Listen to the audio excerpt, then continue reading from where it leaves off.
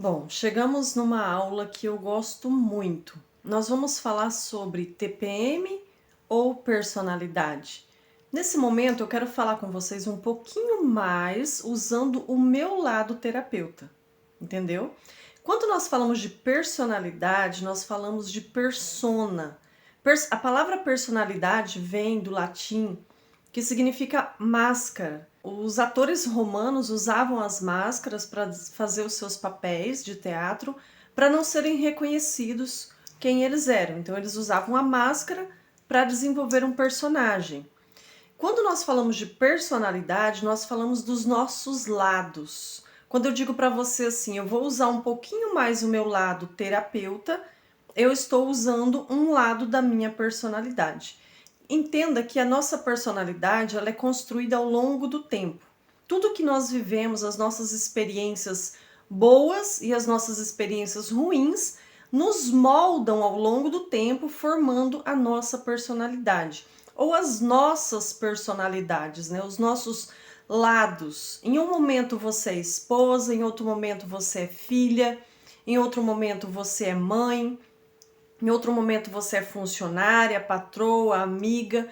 Então nós temos inúmeras máscaras que nós usamos, os personagens que nós desenvolvemos ao longo do nosso tempo, da nossa vida, e essa personalidade, esse conjunto de caracteres que formam quem nós somos, nós chamamos de personalidade. Quando eu digo para você assim, que as nossas máscaras, as nossas formas de ser, de agir, de viver, de nos expressar, elas são motivadas, elas são criadas, construídas baseado em fatos e experiências. Experiências boas e experiências ruins. Também tem outro fator que nos influencia nessa construção de quem nós somos, a nossa cultura familiar e também a nossa cultura social, o lugar onde nós vivemos, a sociedade onde nós fomos criados, o país, a comunidade, o lugar onde nós estamos inseridos. Tudo isso constrói quem nós somos.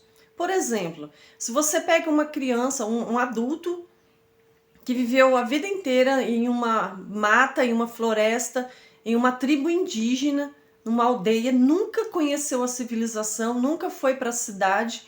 Se você pega essa pessoa e leva para a cidade, é uma realidade completamente diferente, porque o meio em que essa pessoa está inserida, onde ela cresce, é o que forma os hábitos, os costumes, aquilo que ela é. Então você tira essa pessoa desse ambiente, leva para um outro totalmente diferente, com certeza essa pessoa vai se sentir deslocada.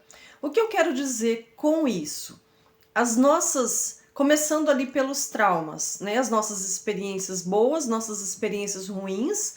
Olha, eu quero falar mais simplificado sobre essas 4 coisas: experiências boas, experiências ruins, a nossa cultura familiar e a nossa cultura social. Tudo isso forma a nossa personalidade, quem nós somos. Dentro de experiências boas e ruins, vamos supor que você tenha vivido uma vida na tua infância de abusos, de espancamento, de agressividade. E isso foi formando em você uma personalidade. Talvez você se tornou uma pessoa dolorida, uma pessoa frágil, fraca, uma pessoa dependente emocionalmente, uma pessoa que deixa os outros pisar em você, porque você talvez cresceu ouvindo que você é um lixo, que você não faz nada certo, que você não consegue. E isso foi embutindo em você uma crença limitante, que nós podemos dizer, e essa crença foi formando a tua personalidade, quem você é hoje, parte da tua personalidade. Ou por outro lado, algumas pessoas que sofrem abusos na infância, situações dolorosas, de humilhação, elas podem, em algum momento, se fortalecer, tentar lutar contra aquilo ali e se tornar uma pessoa forte, briguenta, amargurada, que dá coice em todo mundo, entende? Às vezes o trauma, ele traz reações muito diferentes, variadas, né, nas pessoas, porque cada pessoa reage de uma forma diante do trauma. Eu costumo dizer que a mesma água fervendo que amolece a cenoura quando você põe para cozinhar, a mesma temperatura da água fervendo endurece o ovo, entende? Então, algumas pessoas podem passar por traumas dolorosos, por situações ruins e se blindar com uma capa de proteção, de força, de ousadia, de valentia, ela se endurece.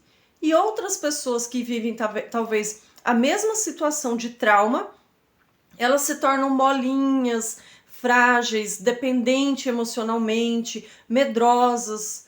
Então, eu quero que você entenda que isso foi formando o seu caráter. Quando eu falo de experiências boas, né, que nós vamos falar sobre 4 coisas, de experiências boas, dentro disso, tudo que você recebe de bom vai ficando registrado no seu emocional também. Nós registramos coisas ruins e coisas boas. Aquilo que registra de bom em você contribui para formar quem você é. Por exemplo, sabe quando você chega num lugar? Esses dias eu estava assistindo um episódio de um reality show que tem na TV, que é a Troca de Esposas. Não sei se você já viu. A mulher que morava na cidade, ela era de Brasília, ela era uma apresentadora de programa de TV, e ela foi para o interior do Rio Grande do Sul, para uma fazenda. Uma realidade completamente diferente da dela, daquilo que ela vivia na capital, né, daquilo que ela vivia lá em Brasília, uma realidade totalmente oposta. Só que quando ela foi chegando na porteira daquela fazenda, porque ela foi para uma fazenda no interior do Rio Grande do Sul. Quando ela entrou no portão daquela fazenda, que ela respirou aquele ar puro, que ela olhou ao redor, que ela viu a natureza, ela viu as árvores, ela ouviu os pássaros, ela viu os animais, ela pisou ali dizendo assim: meu Deus, me lembrei da minha infância. Tudo isso me gerou nela, né? Ela disse assim, me gerou em mim uma sensação de prazer, de alegria, e de nostalgia, aquele momento de saudade da infância, saudade da fazenda do avô, saudade de quando era criança, que brincava, que pulava cerca, né, que subia na porteira, que corria atrás das galinhas, que subia em árvore. E ela viveu aquele momento nostalgia, aquele momento de saudade daquilo ali. Então, são momentos bons, coisas boas que ela viveu, que ela vivenciou na infância dela, que ela carrega dentro dela para o resto da vida. E quando você fala... E ela se deu muito bem nessa fazenda, porque tudo para ela lembrava aquilo que era bom da infância dela. Então foi legal para ela, porque ela tava assim, tipo... Ela ia mexer com as vacas, ela falava, muito legal isso, ai que saudade, esse cheiro, o cheiro do campo, o cheiro da natureza. Então ela tinha registros, né, bons em relação à infância dela, em relação à família, e isso é uma construção. Você muitas vezes é motivada por momentos dolorosos que você viveu na tua infância ou por momentos bons, boas lembranças. Se você teve muitos traumas, muitas coisas ruins que te incomoda e que talvez você nunca mexeu nisso, nunca foi tratado, tô falando como terapeuta, tá? Se nunca foi tratado, há uma necessidade de tratar, porque às vezes, quando eu pergunto para você assim, é TPM ou é personalidade? Talvez não seja TPM. Se aquilo que o teu comportamento, muitas vezes de estresse, de mau humor, de irritabilidade, de ser muito dura no jeito de falar, se não está em torno do teu período menstrual, então não é TPM, é a tua personalidade. E se você, por acaso, sofre com isso, com a tua forma de ser, com a tua forma de agir diante das pessoas, não estou dizendo que você precisa mudar, ser outra pessoa, mudar a tua personalidade, mas você pode buscar o autoconhecimento, tratar das dores, porque quando você age de uma forma grosseira, de uma forma que te incomoda, porque se você está aqui nesse curso, é porque talvez o teu comportamento durante a TPM te incomoda e faz mal para as pessoas que estão à sua volta. Então, se você agora, nesse momento aqui, nessa aula, você percebe que não é só TPM, que tem a ver com o teu emocional, tem a ver com aquilo que foi construído ao longo do tempo na tua vida, você precisa procurar ajuda. Você pode procurar um especialista, um profissional, para fazer terapia. eis-me aqui, ok? Esse é o meu trabalho, eu trabalho com isso. Então, se você precisar de ajuda, qual é os passos que a terapia dá? Autoconhecimento. Talvez você ainda não se conhece o suficiente para entender o teu comportamento. Dependendo do que você viveu no passado, tudo aquilo que aconteceu de ruim ficaram como gatilhos emocionais que fazem você ter essas atitudes hoje que te incomoda e que muitas vezes incomoda pessoas que estão à sua volta. Então, primeiro passo na terapia, autoconhecimento.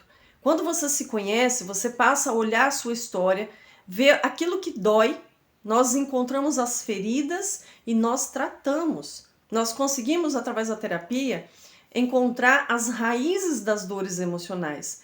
Eu não estou aqui para fazer propaganda do meu trabalho como terapeuta. Eu estou aqui falando sobre tensão pré-menstrual, mas você não pode confundir tensão pré-menstrual com dores emocionais. Você tem que ter esse autoconhecimento. A sua saúde emocional é fundamental nesse momento. Você pode procurar outros terapeutas, outros profissionais, você pode procurar um psiquiatra, um psicólogo e vá em frente, mas cuida do seu emocional. Eu quero que você entenda nessa aula que é diferente. Agora você imagina se você vive engatilhado de dores emocionais do passado que fazem você agir de uma forma ruim hoje. Imagina quando chega o momento da TPM. Imagina quando chega o dia da TPM. É pior, entende? Então, se você conseguir tratar do seu emocional, já é um grande avanço.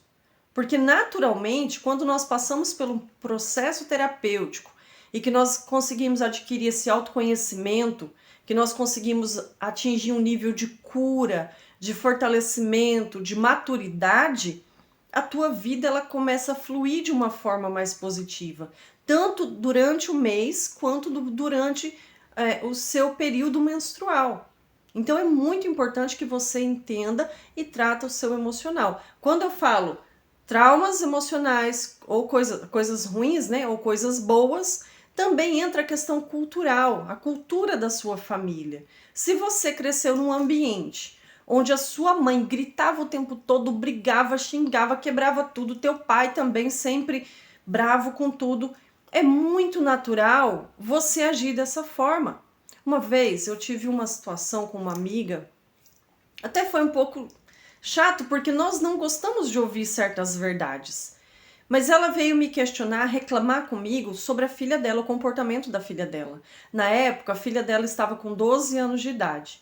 E a filha dela começou a ser assim, grossa, estúpida, dando patada. E esse comportamento da filha, muitas vezes, atingia coleguinhas na escola, né, em outros ambientes, na família. A menina, ela estava um pouco grossa, brava, dando coice em todo mundo. Tudo bem que a menina poderia estar também entrando no período porque estava na puberdade, entrando também nesses períodos menstruais, tendo problemas com TPM, mas o comportamento dessa menina era diariamente, não era uma vez por mês, era sempre. As reclamações eram constantes a respeito do comportamento da menina. Só que aí, como eu tinha um pouco mais de intimidade com essa mulher, eu sabia que na casa dela, porque fora de casa ela era uma mulher, a mãe, né? Ela era uma mulher amável, doce. Ela evitava entrar em contendas, porque se ela entrasse, daria briga. Ela tinha uma natureza forte e ela procurava se preservar, se dominar, não entrar em treta, né? Só que em casa, o comportamento dessa mãe com a filha, ela era sempre grossa, sempre estúpida, sempre dando patada. E quando ela me questionou sobre a filha, ela falou assim: eu não sei o porquê que a minha filha tá tendo esse comportamento. Até comigo ela anda dando patada, brigando, sempre grossa. E aí eu olhei para ela e falei: amiga, posso te falar o que eu vejo? Ela é a tua cópia. Na hora que eu disse isso, aquela mãe ficou assim, tipo, ufa, não quero ouvir isso, né? Nossa, misericórdia. Só que aí eu falei assim, olha, não me interprete mal, não fique chateada comigo, mas ela é a tua cópia. Eu fico aqui na tua casa meia hora, eu percebo o jeito que você trata a sua filha. E ela fala exatamente igual a você. Ela usa até mesmo as mesmas palavras que você usa. O jeito que você trata ela, ela trata as pessoas lá fora. E aí ela parou para pensar. No começo, ela não gostou muito disso. Ela ficou quieta, ela fechou a cara para mim. Só que o tempo foi passando e eu tinha pedido para ela fazer um exercício de se observar, um exercício de autoconhecimento. Olha, isso faz muito tempo, eu nem terapeuta não era naquela época, mas como pastora eu já sabia conduzir nessa situação e eu orientei ela a se observar. Eu falei, olha, começa a se observar, presta atenção do jeito que você fala, presta atenção no seu comportamento e procura ver se a sua filha está repetindo aquilo que você faz.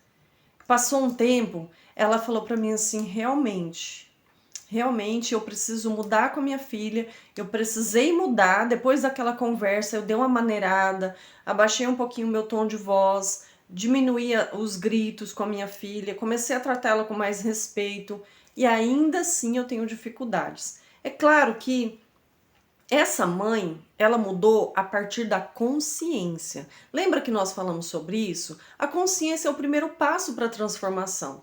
Então ela mudou a partir dessa consciência. A filha não iria mudar assim, da água para o vinho, né? Da noite para o dia. A filha precisa também atingir um nível de consciência para mudar. E aí faz muito tempo que eu não vejo essa pessoa, não sei como que está. Mas acredito que de certa forma eu contribuí naquela época. Então o que eu quero dizer para você, o jeito que você fala muitas vezes tem muito mais a ver com teu pai e a tua mãe do que você imagina. Talvez você vai falar assim para mim, credo, Melina, eu não gosto do comportamento da minha mãe, não gosto do comportamento do meu pai. É reprovável.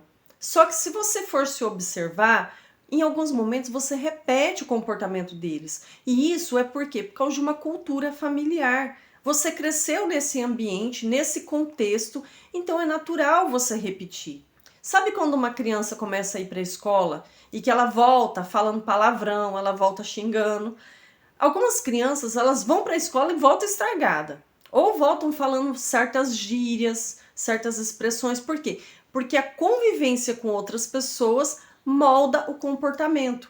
O nosso comportamento ele é muito moldado por aquilo que nós vivemos, pelas nossas experiências diárias. E aí, quando eu falo sobre o contexto em que a gente vive, a sociedade, o lugar, a cultura social em que a gente vive, nos moldam também. Pode ver que as modas, né, sempre que é lançado um modelo, uma roupa nova, um estilo de roupa. Eu lembro quando eu era adolescente que usava aquelas calças big, com cheio de bolso, sabe? Aquelas calças de mano.